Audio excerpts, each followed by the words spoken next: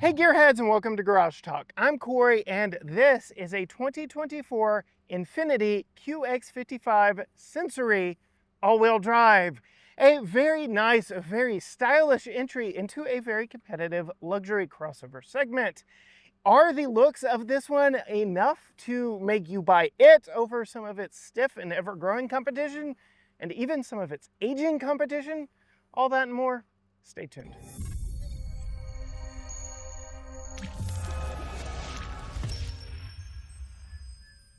First thing I want to do is say a huge thank you to INFINITI for allowing us to test this one for a full week. Yes, they bailed us out and delivered it to the airport for our ride home. We'll get into more of that here shortly. But while we are up front here, I do want to talk about what motivates this one because, well, it can be a bit controversial. This uses a 2-liter variable compression turbocharged 4-cylinder, making 268 horsepower and 280 pound-feet of torque, which are actually respectable numbers. I'll just come right out and say it, but it is mated to a continuously variable transmission. This vehicle, this engine, this transmission is the first CVT that I tested that really made me go,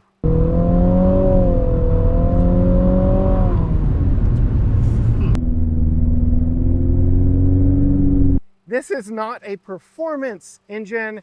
This is a very nice luxury vehicle engine. We'll get more into that when we are behind the wheel driving it. It puts out decent power. The transmission is fine in daily use. And yes, we do have all-wheel drive on this one, so you've got all-wheel drive confidence. But the real thing I want to talk about in this video is the styling of this vehicle, because when it was introduced, INFINITI told us it was meant to invoke some of their very popular crossovers and SUVs of yore, of my high school years, my formidable years, in the FX45, a V8 powered rear-wheel drive, more performance-oriented crossover. And yes, there are some nice styling features of this one. Starting first up here with the hood and the front design, it makes a strong, bold impression with that very large INFINITI badge there in the grille. Very unique grille design. It looks like water flowing, very unique, very Japanese in its approach. You can't so much tell it from here, but when you get inside, that hood is absolutely gorgeous from the other direction. Lots of sculpted lines, lots of angles.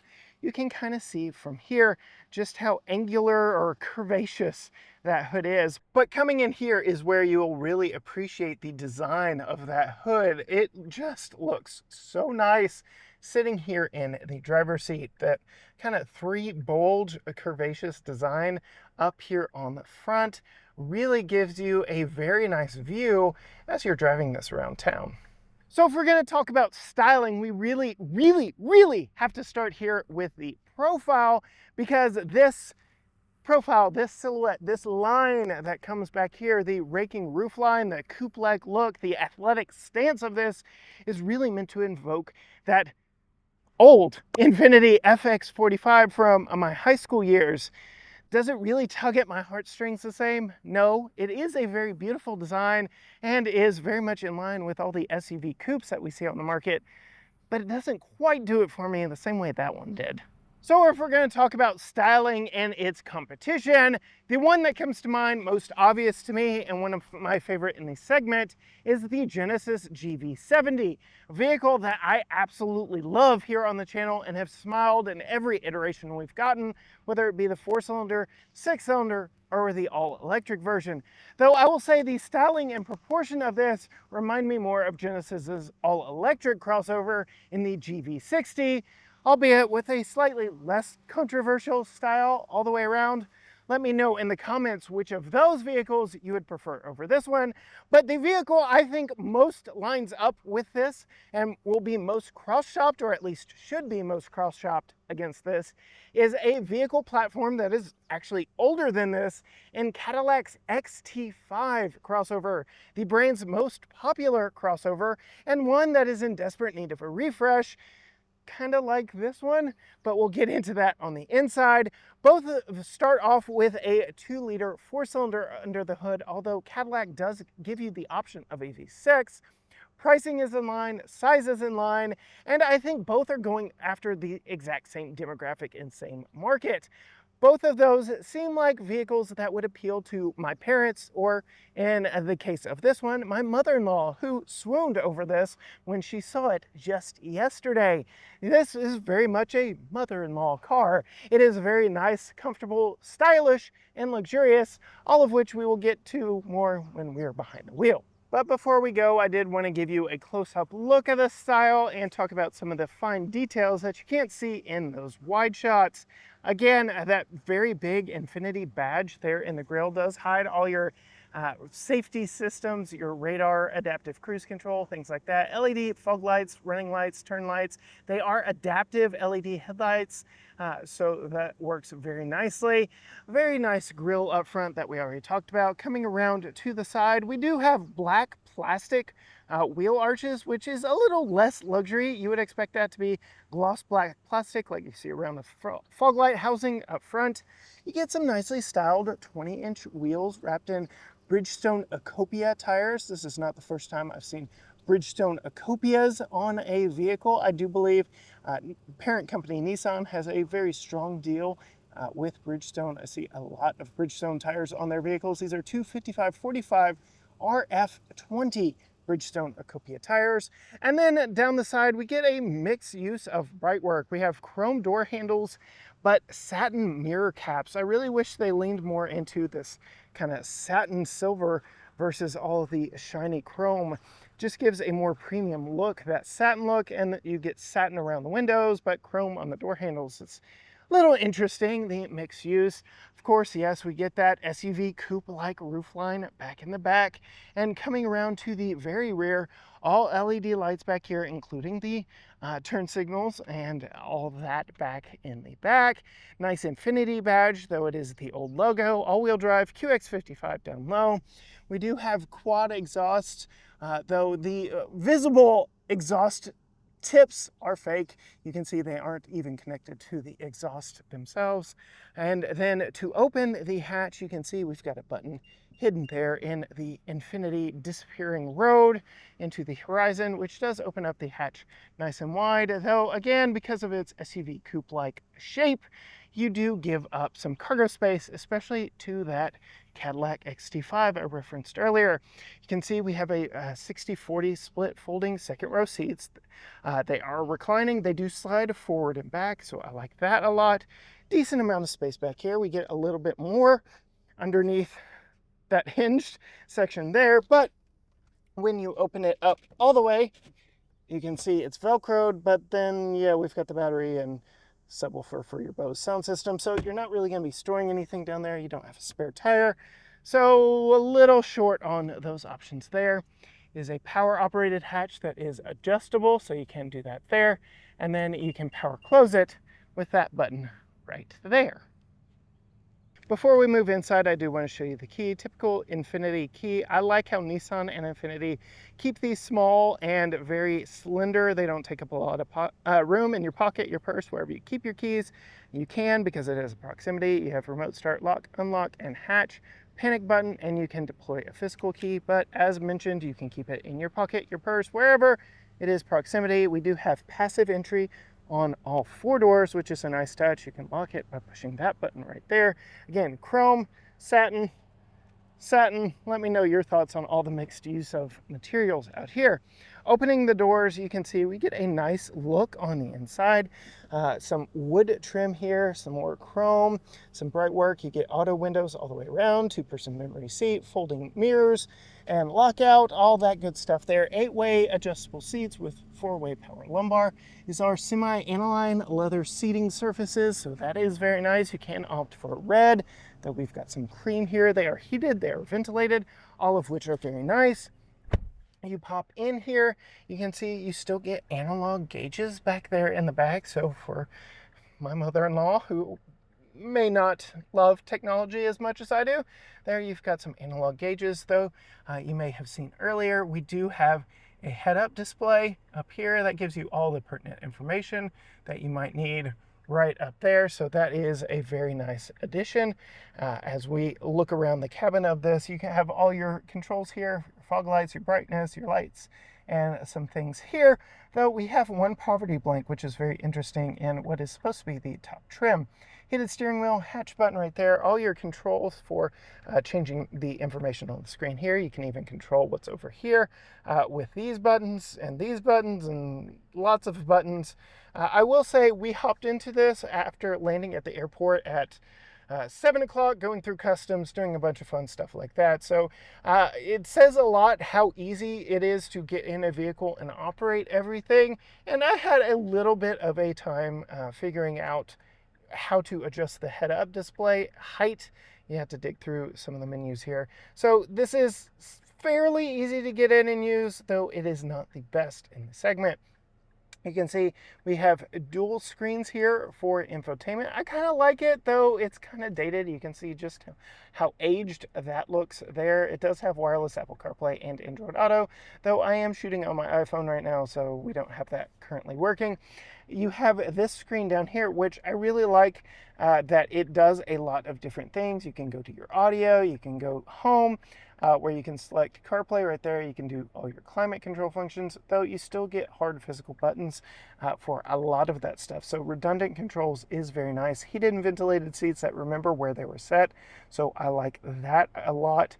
Physical controls for your media. And another thing that says, well, yes, this is dated and aged in its overall approach, you still get a CD slot, so you can still listen to CDs in this one. Though we get modern amenities like a Qi wireless charger, USB-A and USB-C interfaces, additional power here. I will say this Qi wireless charger is a phone heater. It charged for a little while on our way home from the airport, but yes, it got my phone very hot.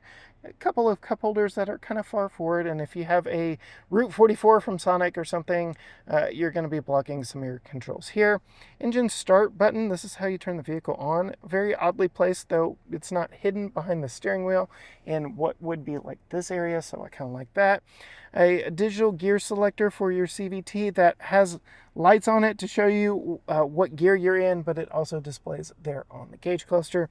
Electronic parking brake, auto hold for in traffic, a control knob for the screen here, so you don't just have to touch it, but you can control it from here because it is a little bit of a reach. And then we have some quick access buttons like our 360 cameras, so we've got that. They are a little grainy, a little old in their approach, but they get the job done just fine. We've got our drive mode control right here. Very nice layout of stuff, though I really wish these were further back. And this is a little low. The armrests over here are a little low. Your overall seating position in here, you kind of feel like you're sitting above the car, which again helps with outward visibility, but just kind of felt very weird hopping into it the first time.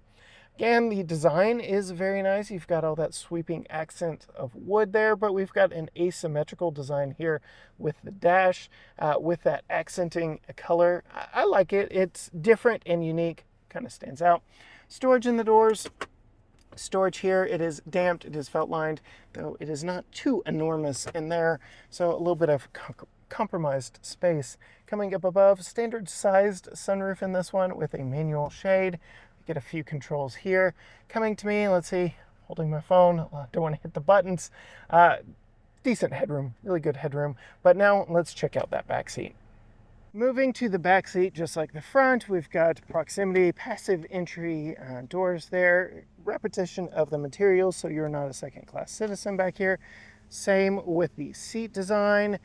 These are, as I mentioned in the cargo, 60-40 split. They do slide forward and back, which is a nice touch. And if you want to see what it's like putting in Tucker's child safety seat, hit that subscribe button down below and ring the bell, because we do all of that there. But I want to show you, you can see with the seat upright at 5'10", I am not very comfortable back here, but luckily these are reclining seats. So with the seat reclined, yes, very nice room back here. We do have nice amenities like a fold down center armrest with a couple cup holders, phone slot there, though it is a little narrow. So if you do put 3 people here along with that center tunnel back there, you better be friendly and comfortable with everybody riding back here, because yeah, you'll be rubbing legs. But otherwise, a very nice room in here. We've got storage on the back of both front seats with mat pockets. We do get tri-zone climate, though the air vents are back here, not up in the ceiling. But you do have controls. You have heated outboard seats, USB-A, USB-C power, and again, all the nice amenities back here when it comes to the materials. So you're definitely not a second-class citizen, though you only have that normal size sunroof, no panoramic roof in this one, so you don't get all the nice light and air from a big open panoramic roof like some of the competition. Popping behind the wheel, setting off. Again, going back to when I first got this, I was tired, I was exhausted, I had just been through customs, was leaving the airport, all the stress of travel, and I was welcomed with luxury. So I do like that a lot, and I cannot express to you how thankful I am to come back to a luxury vehicle after all of that. The ventilated seats are very comfortable. This was a very nice ride on the way back from Dallas, and as a commuter vehicle, as something that my mother-in-law would buy, this really is a good vehicle. Let's not anticipate or attribute to this vehicle sporty intentions and sporty nature. While yes, that variable compression engine does have some rather nice power numbers, the CVT kind of lets that down, but only if you're trying to drive this sportingly. And as the road is cleared out, I'll show you exactly what I mean.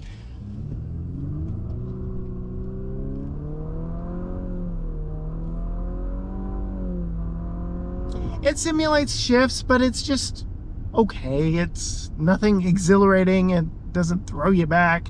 It'll move you, fair enough, if you've got to get out in front of traffic, and all of that was done in standard drive mode.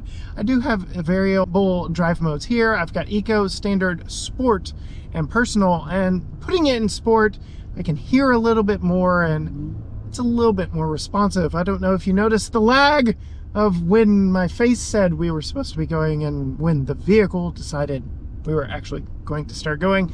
But yes, it's a little bit more responsive throttle. And then we've got these flappy paddles on the back of the steering wheel for reasons.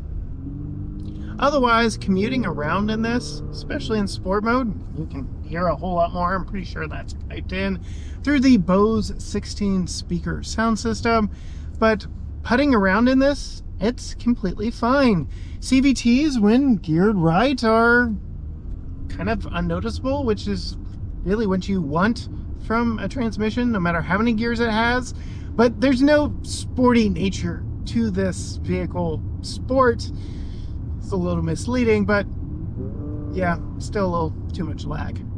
I'm sitting at a red light now. Let's do a little brake boost acceleration and see what this variable compression fork can do.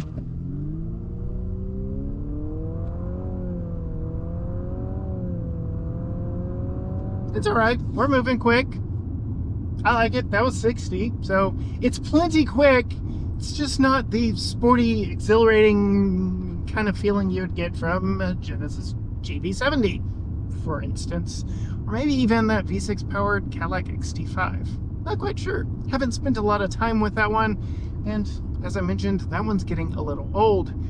Those 20-inch wheels, especially on this highly textured pavement, are communicating kind of a lot of road noise for what is supposed to be a luxury vehicle, though the pavement is about to change on us here in just a moment, so we'll see.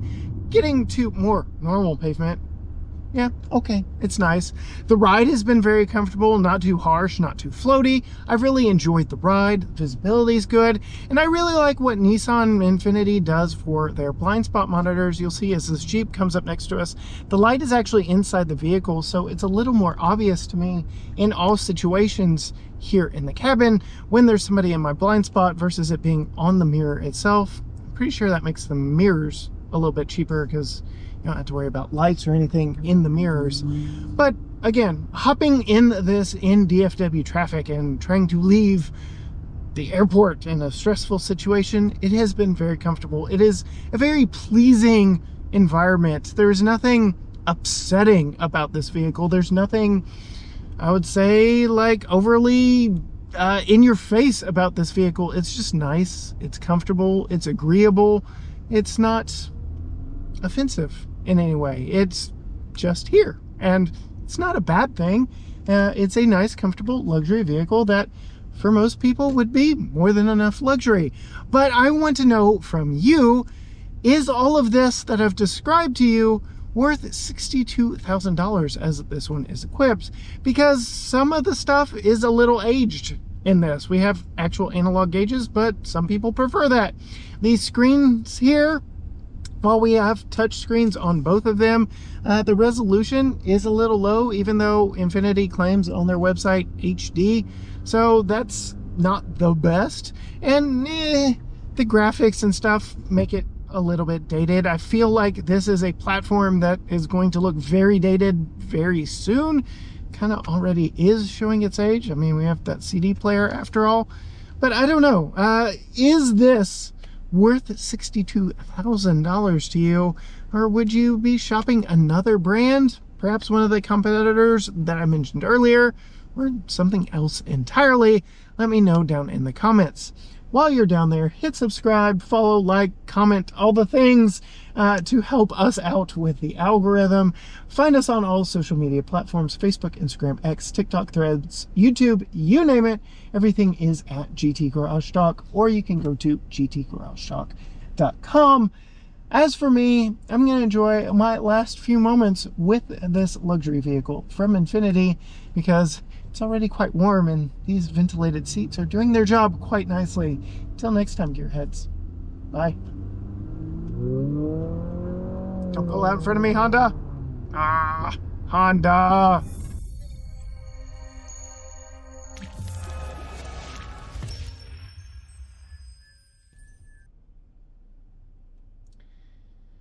Lights, lights, and more lights.